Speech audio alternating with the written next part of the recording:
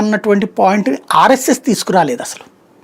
అది తీసుకొచ్చుకున్నది భారతీయ జనతా పార్టీలో పెదవులకు సంబంధించి ఇచ్చేటటువంటి సందర్భంలో తెచ్చుకున్నటువంటిది. అయితే అదే నిజమైతే దత్తాత్రేయ నిన్నటిదాకా గవర్నర్గా ఎట్లున్నాడు? దత్తాత్రేయ మొన్న కూడా ఉన్నాడు కదా గవర్నర్గా, మొన్న ఈ మధ్యనే కదా తీసింది ఆయన్ని.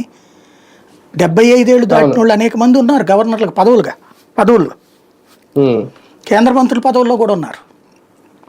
బేసిక్గా అదేమీ లేదు. ప్రధానమంత్రి పదవికి వచ్చినప్పుడు అద్వానీని పక్కన పెట్టడం కోసం ఈ పని చేశారు అన్నది ప్రధానమైనటువంటి అభియోగం. బట్ అద్వానీ అప్పటికే 85 ఏళ్ళు దాటిపోయింది ఆయనకి.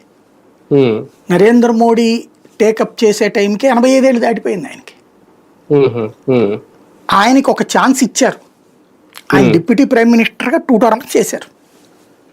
13 నెలల పాలనలోనూ చేశారు, 5 సంవత్సరాల పాలనలోనూ ఆయన డిప్యూటీ ప్రైమ్ మినిస్టర్ అద్వానీ. ఆ తర్వాతన ఆయనే ప్రధానమంత్రి అభ్యర్థిగా 2009 ఎన్నికలకు వెళ్ళారు. ప్రజలు అంగీకరించలేదు ఆయన్ని. పైగా కాంగ్రెస్ పార్టీకి భారీ మెజార్టీ ఇచ్చారు. అప్పుడు కాంగ్రెస్ అంతకుముందు 147 ఉంటే అద్వానీ ప్రధానమంత్రి అభ్యర్థి అన్నప్పుడు 205 వచ్చినాయి కాంగ్రెస్కి. అప్పుడు ఆలోచించారు వాళ్ళు బేసిక్గా గ్రౌండ్ లెవెల్.